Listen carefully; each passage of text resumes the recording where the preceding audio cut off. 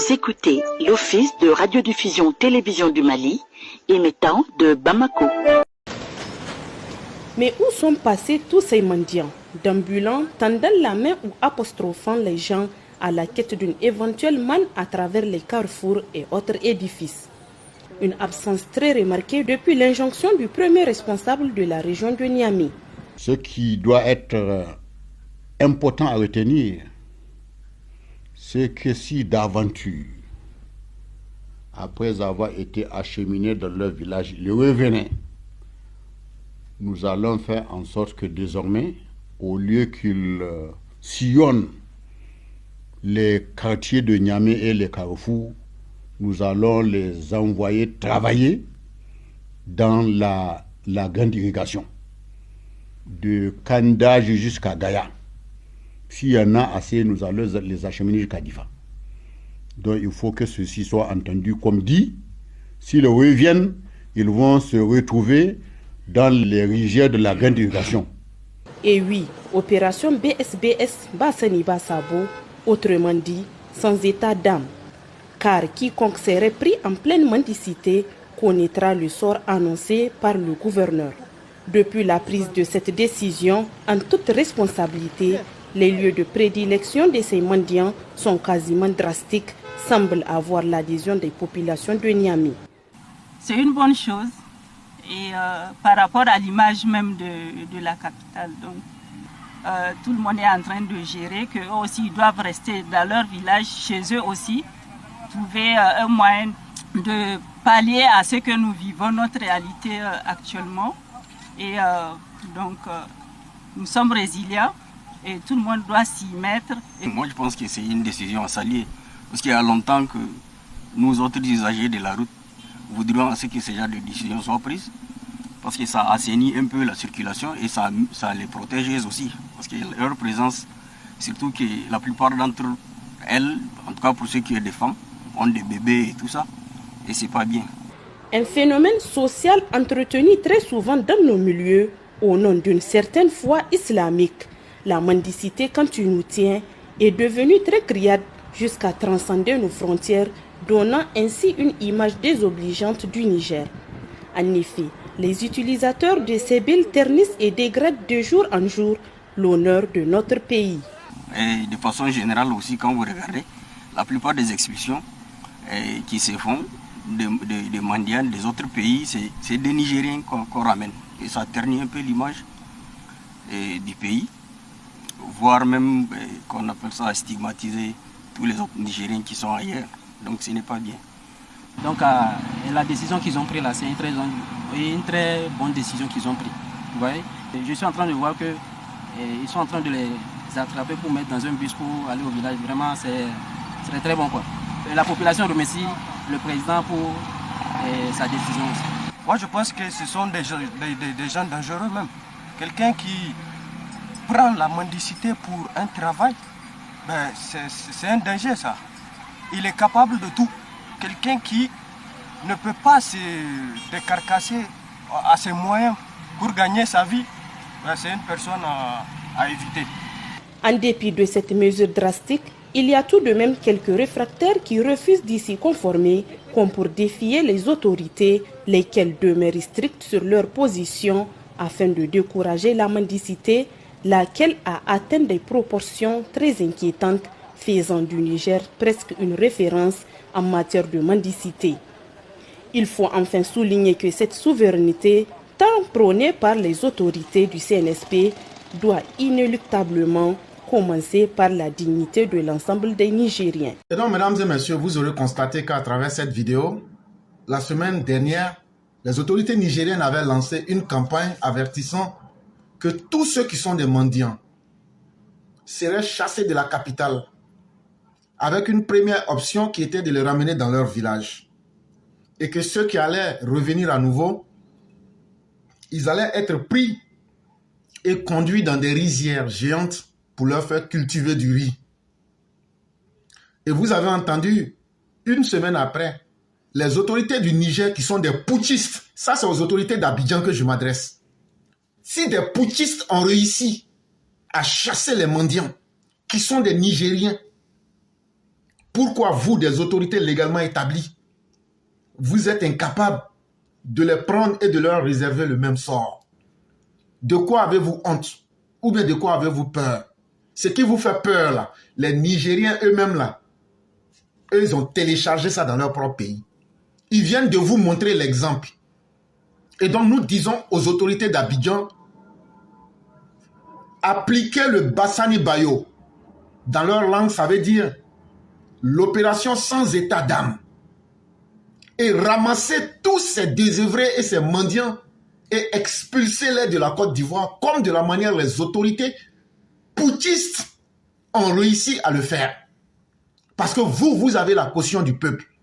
Mais ces putschistes qui n'ont pas la caution du peuple ont réussi à débarrasser leur capitale de ces mendiants-là, qui sont des gens indignes, des gens qui salissent la religion musulmane, des gens qui n'ont aucune dignité. Et donc, à partir de cette situation qu'on a vécue, où des autorités ont pris une décision, et en une semaine, ils ont nettoyé Niamey. Abidjan, on peut nettoyer Abidjan en une semaine. Ce n'est qu'une question de volonté. Ce ne sont pas des Ivoiriens. Ces gens-là ne participent pas à l'économie. Ils ne payent pas de taxes. Ils ne payent pas d'impôts. Ils deviennent des charges publiques et même source de danger.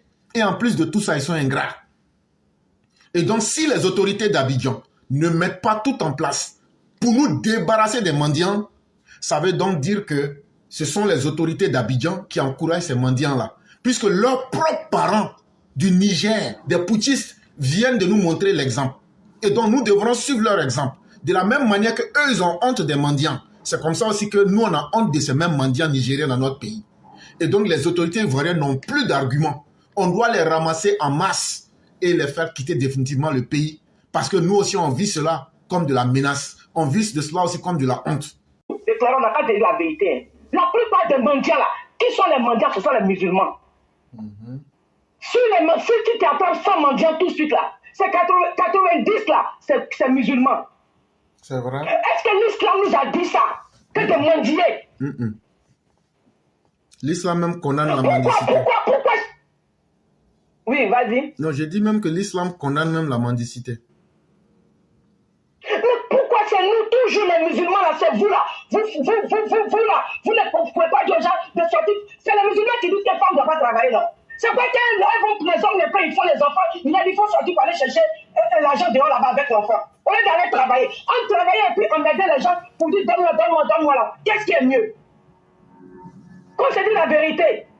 Et vous-même, nos autorités de la Côte d'Ivoire, vous avez vu comment Niger là même a nettoyé, ils sont en train de nettoyer la Côte d'Ivoire. Un mendiant en Côte d'Ivoire, c'est que tu n'as pas un village. Et quand tu as un village, ça veut dire que tu as un champ. Parce que tous les villageois là vont au champ. Tout villageois a un champ. Si ça ne va pas là, tu rentres au village, tu vas au champ. Nourriture pour manger là seulement là, tu peux cultiver pour te nourrir, même si tu n'en vends pas. Donc franchement, moi je trouve que nos religieux là, nos différentes religions, ils n'ont pas prêché la vraie parole aux gens dans les mosquées. Les mendiants là, la plupart ce sont les musulmans. Faut pas on va mentir. C'est à quoi les voulons nous assumer même à la Kadjama. Sans ça nous appelle. Parce qu'on se dit que le musulman là, c'est lui qui mendie. Pourquoi cette image là de l'islam? Donc franchement, il faut qu'on se dise la vérité, les mendiants, à 90% ce sont les musulmans qui sont les mendiants. Pourquoi on va se mentir ici? Maintenant, l'éclaireur, comme on a dit, la soeur, si on en a parlé du passeport Maroc-Côte d'Ivoire là, mais l'éclaireur, moi je trouve que les Ivoiriens même doivent être contents du fait qu'on a mis passeport, on a mis visa entre eux là et nous là. Ils doivent être contents, c'est pour sauver des vies. Vous courez, vous partez sauter, vous partez mourir dans l'eau. Un mourir dans l'eau et puis rester en Côte d'Ivoire pour gagner son petit pain, laquelle c'est mieux. Comment vos mamans vont souffrir comme ça pour vous mettre au monde? Vous partez vous jeter dans l'eau pour mourir cadeau. Vous n'avez même pas peur de traverser l'eau. Le gouvernement, tout ce qu'elle peut faire, c'est de freiner. Et c'est leur manière de freiner. Ceux qui ne sont pas contents, c'est que vraiment, je ne sais pas si en Côte d'Ivoire on prend de bonnes décisions et puis nous on n'est pas d'accord. Gabon là, j'ai vu un truc passer du Gabon où le militaire là a dit que tous les cadres d'avocats partis passer les vacances dans les différentes régions là. Vous avez vu tout ça là, non? Vous avez vu tout ça là? Il a dit quoi? Parce qu'il veut qu'ils s'approchent d'eux pour connaître les problèmes que les personnes ont là-bas. Les routes qu'on est en train de parler des routes là-haut. Vous pensez que si les cadres voyagent sur les routes, ils vont laisser les routes là, vont se gâter? Voilà. Donc la Côte d'Ivoire, franchement, moi, il dit le pouvoir là, c'est le RHDP seulement qui peut envoyer changement en Côte d'Ivoire. Franchement, il faut qu'on se dise là. Le RHDP, si vous laissez des choses passer aujourd'hui là, ça va plus s'arranger. Ça, c'est clair. C'est vous là qui pouvez arranger la Côte d'Ivoire. Parce que c'est vous là qui avez une vision pour la Côte d'Ivoire. Les autres là, c'est des belliqueux. Et là, c'est pas la version le sang là qui les arrange. Donc nous, on est fatigués de ça. Donc RHDP, franchement, faites tout ce que vous pouvez faire pour que la Côte d'Ivoire soit une Côte d'Ivoire une et indivisible. Franchement, pour que les Ivoiriens changent de mentalité. Et c'est vous qui pouvez le faire. Vous, le pouvoir des RHDP. Merci, l'éclaireur, je m'arrête là. Merci. Merci infiniment, cher maire. Merci pour tout ce que vous avez dit. Et concernant le cas des mendiants, voyez-vous, il y a une erreur grave que les musulmans font. Et quand ceux qui sont dans l'islam rentrent et que ceux qui apprennent un peu l'islam, on leur explique les 6 piliers de la foi. Ça veut dire quand tu es musulman, là, ta foi, là, c'est basé sur 6 piliers. Le premier pilier, là, c'est la foi que Dieu est unique. Et donc, les musulmans vont appeler ça al-Iman. Il est la divinité unique. Et il n'y a rien d'autre qui est digne d'être adoré que lui. Le deuxième pilier, c'est la croyance aux anges ou même la foi aux anges. Ici encore, beaucoup de musulmans pensent que les anges, ce sont des oiseaux, ce sont des hommes. On ne sait pas s'ils sont garçons ou femmes, mais ils ont des ailes. Et puis bon, ils sont autour de Dieu parce qu'eux, ils ont tout anthropomorphié. Ça veut dire eux ont tout humanisé, tout forme humaine, alors que c'est faux. Très mauvaise explication. Le troisième pilier, croire au livre céleste ou bien au livre révélé. Mais ici, lorsqu'on te parle de Al-Kitab, ça veut dire quoi? Ça ne veut pas dire le livre en papier. Sinon, pourquoi on a appelé le Coran Al-Furqan? le livre du discernement. Cher mère, discerner, ça veut dire quoi? Être capable de réfléchir, être capable d'utiliser le bon sens et être capable d'utiliser son sens de la raison. C'est ça qu'on appelle le discernement. Et votre Coran là, dans votre propre Coran, on l'appelle Al-Furqan. Ça veut dire quoi? Ça veut dire qu'on n'a pas besoin de l'écriture physique. Mais c'est à l'intérieur de chacun que d'être capable d'utiliser son discernement pour comprendre la nature, pour comprendre Dieu. Et là, les gens ont pensé que ce sont les livres comme la Bible, le Coran, la Torah et autres. Non, c'est plus que ça. Le quatrième pilier de la foi musulmane, c'est la croyance aux messagers de Dieu. Tous ceux qui ont été envoyés. On a eu des prophètes en Afrique, on a eu des prophètes noirs, on a eu des prophètes dans toutes les communautés. Allez encore vérifier votre Coran. Dieu même dit qu'il ne condamne jamais un peuple tant qu'il ne lui envoie des messagers. Et que chaque peuple a reçu des messagers.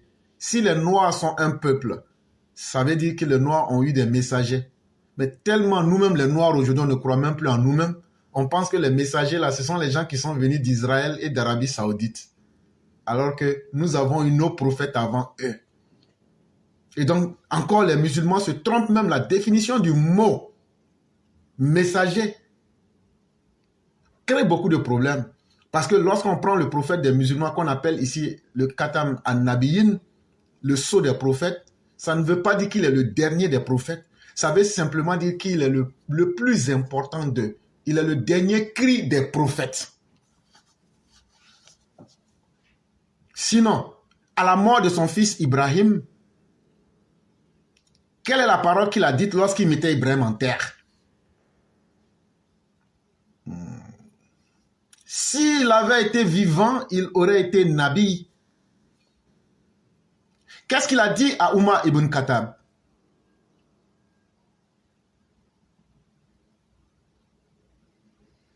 Allez encore vérifier. C'est la même chose qu'il a eu à dire. Ça veut dire quoi? Ça veut dire là encore, les musulmans font une lecture littérale en se trompant du sens véritable des mots. Le cinquième pilier, la foi au jour du jugement dernier. Mais c'est quoi le jugement dernier? Le jugement dernier, ça sera où? Ça sera quand? Ça sera comment? Les musulmans pensent en grande majorité qu'il faut mourir. Et puis quand tu vas mourir, un jour comme ça, dans le vide, lorsque la trompette va sonner, tu vas te réveiller et puis voilà, on est au jugement. Mais quand vous lisez la sourate Al-Fatiha, la sourate de l'ouverture, Ihdina sirat al-mustaqim, guide-nous sur le droit chemin. C'est quoi le droit chemin? Le droit chemin ne commence pas après la mort. Ça commence ici d'abord. Si tu n'es pas sur le droit chemin ici, là, tu ne seras pas sur le droit chemin quand tu vas mourir. Et donc, à quoi serait-il utile de s'attendre à un jugement quand tu es ici sur la mauvaise voie, mais tu te dis, bon, quand je vais mourir, les choses vont changer. C'est dès la base ici qu'il faut changer. Et donc, le jour du jugement, les gens se sont trompés. Le jour du jugement, c'est chaque jour que tu vis. Chaque jour que tu vis là, tu as le choix d'arranger ta vie ou de détruire ta vie. Tu as le choix de dégrader ta santé ou d'améliorer ta santé. Parce que Dieu t'a donné le libre arbitre. Et le libre arbitre est le centre de ton jugement. Et le jugement dernier, c'est chaque jour de ton existence. Tu peux t'améliorer, comme aussi tu peux te détruire toi-même. Et donc, n'attendez pas de mourir avant d'entendre un jugement. Tu te nourris mal, ton jugement, ton corps va te l'imposer. Moi, quand j'étais encore en Afrique, et ça a été le cas peut-être pour beaucoup d'Africains, quand on nous disait, il faut manger équilibré, il faut savoir manger, nous, chez nous, là, il faut remplir le ventre en avance. Mais quand tu viens en Occident, que dans un premier temps, tu ne comprends pas bien leur système, que tu manges les junk food et autres, les fast food et autres. Mais continue, dans 5 ans, tu seras un futur malade. Et c'est là que tu comprends qu'en réalité, tout ce qui se vend là, on ne mange pas. Tout ce qui est nourriture dehors, on ne mange pas. Tu commences à faire la différence. Et tu commences à comprendre que mon corps ne supporte plus ceci. Et même avec l'âge, ton corps, il y a certains aliments que ton corps ne supportera plus. Mais si toi, tu n'arrives pas à faire ton jugement pour comprendre que mon corps ne permet plus que je mange ça, que tu continues à manger, tu vas mourir. Donc, quand on te dit de croire au jugement dernier, ça commence ici. Et c'est dans tous les aspects. Mais ce qui est le plus lamentable, c'est le 6e pilier de la foi. La foi au destin. Qu'il soit bon ou mauvais. Mais c'est quoi le destin? Et donc, tout ce que je viens de dire là, ça veut dire la majorité des musulmans font faux, même dans la compréhension même de la base de leur foi. La croyance au destin. C'est quoi le destin? Violente question. Pour l'idiot ordinaire, le destin, c'est purement le hasard. Puisque lui-même, il est né au monde, pour lui, c'est un hasard qu'il soit là. Lui, il pense qu'il est là par hasard. Et je l'ai dit, même pour être ici, là, c'est une compétition entre plusieurs milliards de spermatozoïdes. Quand tu te retrouves ici, tu n'es pas un hasard. Tu n'es pas une erreur de la nature. Tu es là pour une raison. Et donc, sois fier de toi-même pour comprendre que tu n'es pas n'importe qui. Tu as vaincu des milliards de spermatozoïdes pour être là. Et donc là, tu étais une pièce rare. Sois fier de toi-même.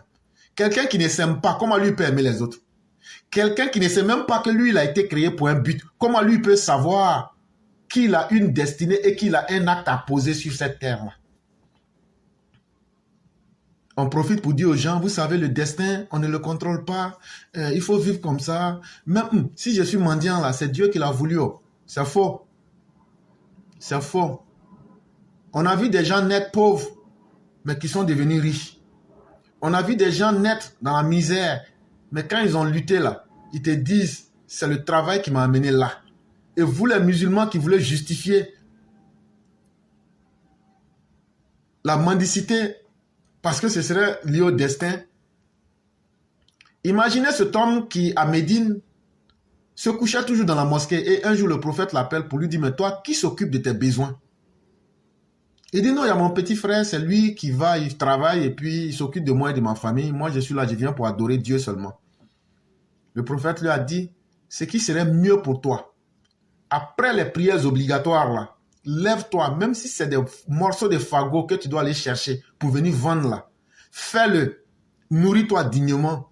Parce que le travail aussi, c'est une adoration de Dieu lui-même. C'est pourquoi ceux qui sont musulmans et qui vivent honnêtement, surtout ceux qui sont à l'aventure, je vous tire le chapeau. Continuez à vivre dignement. Parce que si vous mourrez à l'aventure, je n'encourage pas quelqu'un de mourir à l'aventure, ce n'est pas mon souhait. Mais quelqu'un qui est venu à l'aventure et qui dit, je vais venir chercher mon pain.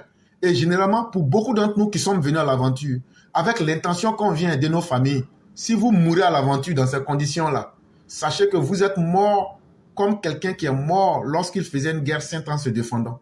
On vous appelle des shahids. Vous êtes des martyrs. Je n'encourage pas les gens à la mort. Non. Mais je suis en train d'expliquer la logique. Parce que ce que vous faites, c'est un sacrifice énorme. Vous abandonnez vos vies. Vous abandonnez tout ce qui est cher à vous. Vous vous sacrifiez vous-même pour venir chercher le bonheur pour vous, pour vos familles. C'est un combat qui n'a pas de prix. Mais il faut le faire dans la dignité et il faut le faire dans l'honnêteté. Et donc, voyez-vous, ces mendiants-là, c'est une honte pour l'islam, c'est contre la philosophie même de l'islam véritable et ça n'honore pas les musulmans.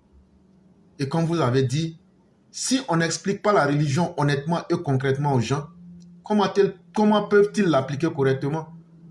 La mauvaise explication de la religion conduit inévitablement à la mauvaise pratique que nous voyons là.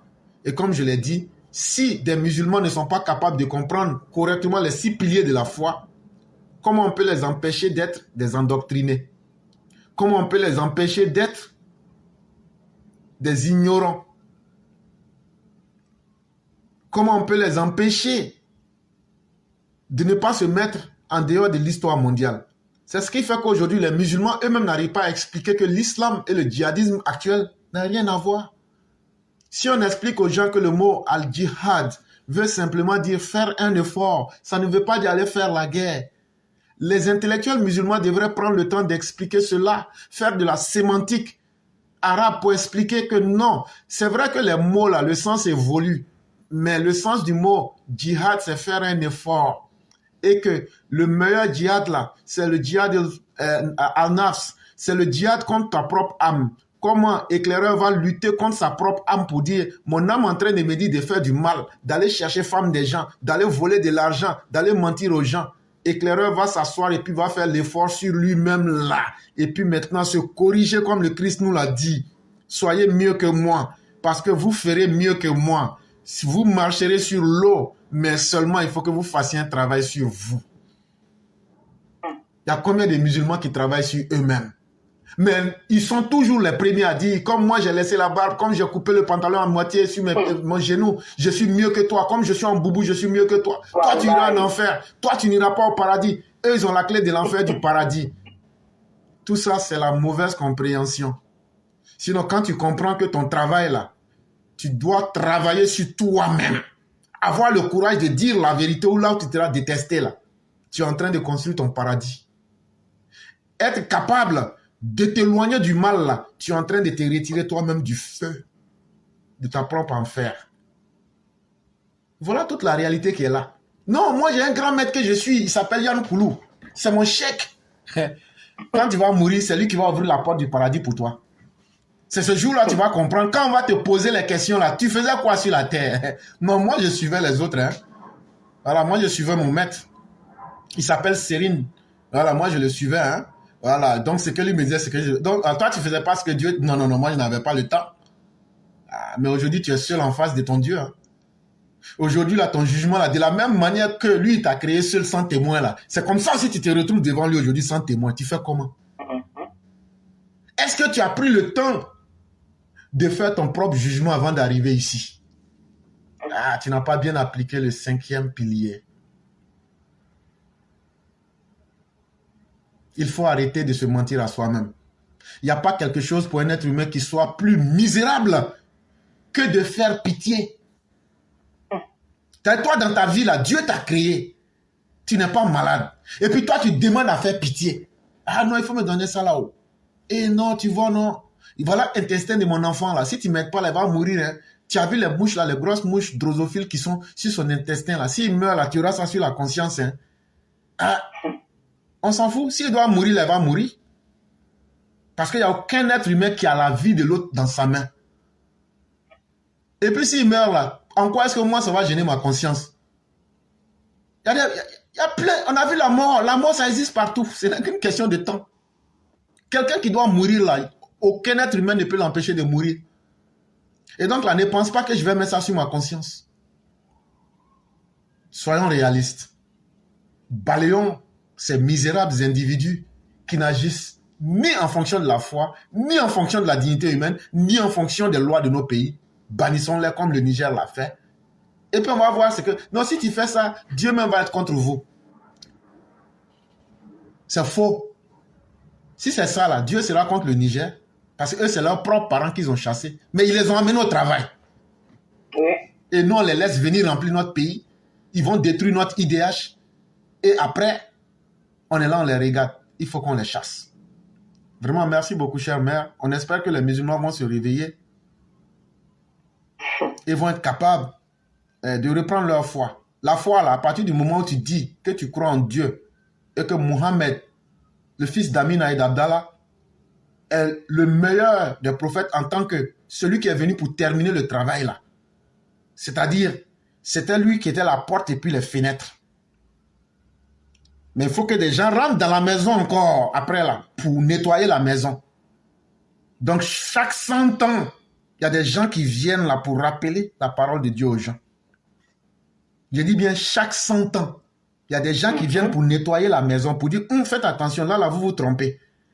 Avec le temps, là, vous êtes en train de vous tromper. S'il n'y a pas quelqu'un, demain, là, on va prendre qui compte témoin contre eux. Parce que le temps change, les réalités changent. Il faut toujours des gens pour venir éclairer les gens. Et ces gens-là existent aujourd'hui et ils existeront demain. Et je vous rappelle, votre propre verset du Coran, le deal, l'engagement que Dieu a pris avec les prophètes, chaque fois que nous ferons venir des prophètes, est-ce que vous accepterez? Les prophètes ont dit nous acceptons. Est-ce qu'il y a eu une limite de temps qui a été imposée? Non. Et donc, ça continue même jusqu'à aujourd'hui, même jusqu'à demain, même jusqu'à après-demain. Mais il faut se demander, c'est quel type de prophète vous m'êtes d'envoyer. Là encore, il y a 3 types de prophètes. Il y a les prophètes législateurs. Ça veut dire, quand tu prends Moïse là, lui il a écrit les 10 commandements. Quand tu prends le prophète de l'islam là, lui il a envoyé les lois de l'islam qu'on appelle le fiqh ou le droit islamique. Quand tu prends par exemple Adam, j'ai déjà expliqué ça ici sommairement, lui il a apporté les 4 lois fondamentales de notre existence. J'ai déjà fait une émission où j'ai expliqué ça ici, donc on va revenir là-dessus. Si tu ne fonctionnes pas avec ces 4 principes, on dit que tu n'es même pas un être humain. Toi tu n'as pas d'adresse, est-ce qu'on peut dire que tu es un être humain? Tu es un homme sauvage dans une société moderne. Toi tu ne sais pas comment te nourrir, est-ce que tu es un être humain? Toi tu ne sais pas comment t'habiller. Adam même qui était un homme sauvage là, eux, ils ont pris des feuilles pour se protéger. Toi, tu dis que tu es développé, mais toi, aujourd'hui, ta nudité est dehors. Et ça, c'est seulement l'aspect physique. Je ne suis pas encore rentré dans l'aspect spirituel. Toi, tu dis que tu es un être humain, mais tu ne sais même pas planifier. Est-ce que tu es un être humain? Tu vis comme ça, sans volant. Tu n'es pas un être humain, etc., etc. Voilà des réalités qu'il faut corriger. Il y a les prophètes qui viennent pour annoncer des nouvelles. L'évangile, ça veut dire quoi? Injil, en arabe, ça veut dire quoi? La bonne nouvelle. Il n'est pas venu pour apporter une loi. Il est venu pour donner de l'espoir aux gens. Il est venu simplement pour donner de l'espoir aux gens, pour dire non, il y a une autre alternative. C'est que les pharisiens vous expliquent, ce n'est pas ça. Et donc ces prophètes comme les Jésus, là, ils ne sont pas venus pour abolir la loi des prophètes, mais pour les accomplir. Et donc là, ils ne peuvent que donner l'espoir aux gens d'avoir la foi et le courage d'aller vers Dieu. Et il y a des prophètes annonciateurs de menaces. Et eux, ils viennent là et vous disent, vous avez duré dans ce que vous êtes en train de faire là-haut. C'est pas vous qui soutenez les PD, c'est pas vous qui dites aux gens de couper les trucs là. Exemple, prenez le prophète Sali et autres, prenez le prophète Jonas et autres. Dieu leur a dit, va dire à ton peuple là, c'est fini pour eux. Va dire aux gens de Ninive, moi c'est ce que je vous ai dit. Vos religions là, nous on connaît tellement là, tout ce que vous dites là, nous on fait des recherches.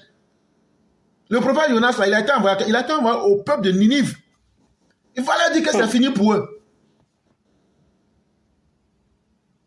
Et là, leur mission c'est, faites ce que vous voulez, mais c'est fini. Vous allez voir. Voilà les 3 types de prophètes. Et donc, on ne se coupe pas naturellement de la grâce de Dieu en pensant que c'est en étant dans l'obscurantisme ou même dans la force. La foi, là, c'est pas la force. La foi, là, n'oblige pas quelqu'un. Mais il faut toujours des gens pour bien expliquer les choses. Et ces personnes-là vont toujours exister en tant que des prophètes annonciateurs de la bonne parole ou même de la correction qu'on appelle les prophètes réformateurs. Et donc, cher, on va s'arrêter là. Ce n'est pas un coup de religion. L'éclaireur, on ne peut pas s'enlacer de t'écouter. Il dit tellement tu prêches, mais maman me s'est assis dans la voiture, il ne peut plus bouger. Mais les musulmans vont me payer, hein.